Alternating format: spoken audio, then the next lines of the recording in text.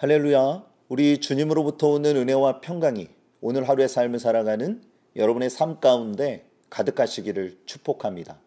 참된 변화의 첫걸음이라는 제목으로 스가랴 7장 1절에서 14절까지의 말씀을 함께 나누겠습니다.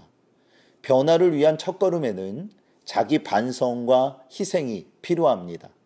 특히 공동체의 경우 더욱 그러합니다. 유다는 포로기 70년의 종식과 성전 재건을 통해 새로운 변화를 맞이하고 있었습니다. 얼마나 기다렸던 순간입니까? 그런데 그들은 온전히 변화되지 못했습니다. 조상 때로부터 내려온 쓴뿌리가 작용하고 있었기 때문입니다. 그것이 무엇일까요? 바로 불순종입니다. 하나님은 금식을 통해 그 문제를 명확히 짚으셨습니다. 그렇다면 본문에서 주시는 메시지는 무엇일까요? 첫 번째는 진정성 있는 경건의 삶을 살라는 것입니다. 진정성 있는 경건의 삶을 살아가십시오. 본문 2절에서 3절입니다.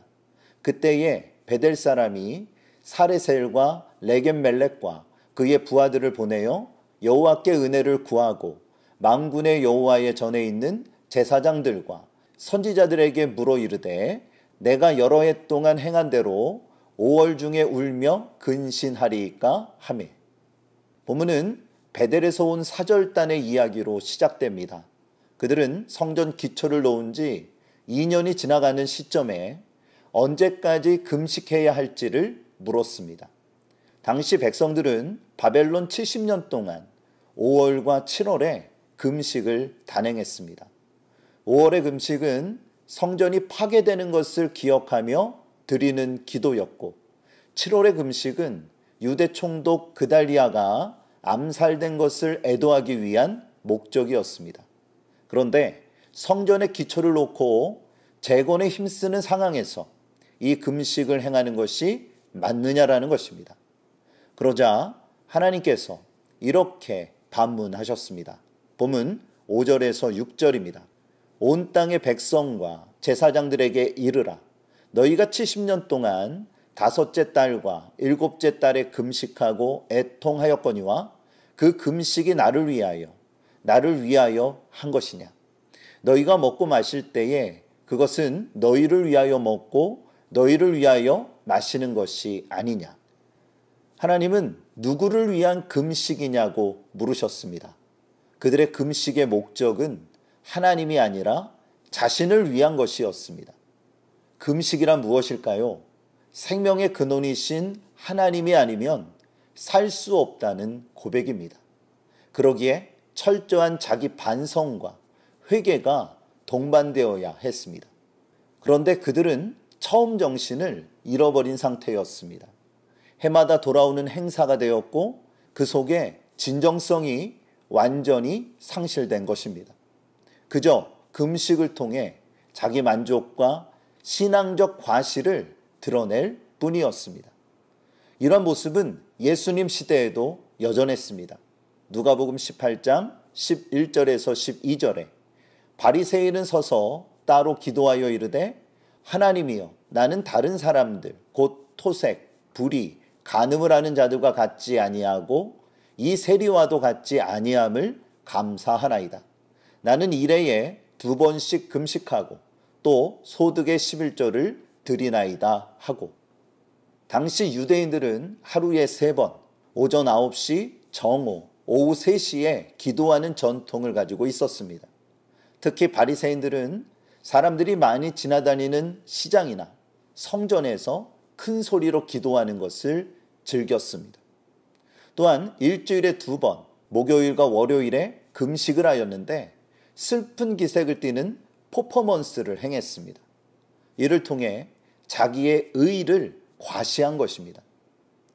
예수님은 이것을 철저히 책망하시며 진정성 있는 경건의 삶을 강조하셨습니다. 여러분의 삶은 어떠하십니까? 우리는 본질을 제대로 알고 바르게 이해해야 합니다. 교만하고 자기의 의의를 드러내는 이러한 삶이 아니라 철저하게 낮아져 진정성 있는 경건의 삶을 살아가시는 여러분의 삶이 되어지시기를 우리 주 예수 그리스도의 이름으로 축복합니다.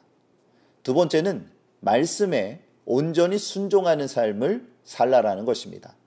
말씀에 온전히 순종하는 삶을 살아가십시오. 본문 7절입니다. 예루살렘과 사면 성읍에 백성이 평온히 거주하며 남방과 평온에 사람이 거주할 때에 여호와가 옛 선지자들을 통하여 외친 말씀이 있지 아니하냐 하시니라. 하나님은 형식적인 금식은 아무 소용이 없다고 말씀하십니다. 그분이 바라시는 것은 무엇일까요? 바로 온전한 순종입니다. 수많은 선지자들을 보내셔서 외치신 말씀에 온전히 순종하는 것을 기뻐하십니다. 그것이 구체적으로 무엇일까요? 본문 9절에서 10절입니다. 만군의 여호와가 이같이 말하여 이르시기를 너희는 진실한 재판을 행하며 서로 인애와 긍휼을 베풀며 과부와 고아와 나그네와 궁핍한 자를 압제하지 말며 서로 해하려고 마음에 도모하지 말라 하였으나. 하나님은 진실한 재판과 서로 인애와 긍휼을 베풀고 소외층을 압제하지 말며 악의에 찬 마음을 버리라고 말씀하셨습니다. 그러나 그들은 형식적인 금식만 열심히 할 뿐 이 말씀에 온전히 순종하지 않았습니다. 조상들이 행한 악한 길을 그대로 답습하고 있을 뿐이었습니다. 하나님의 강조점은 명확합니다. 금식 자체가 문제가 아니라 말씀의 정신을 바르게 이해하고 온전히 순종하는 것이 중요하다라는 것입니다. 이스라엘의 초대왕 사울이 그랬지요. 하나님은 아말렉과의 전쟁에서 모든 것을 진멸하라고 명령하셨습니다. 그런데 사울은 말씀을 가려서 들었습니다. 온전히 순종하지 않았던 것입니다.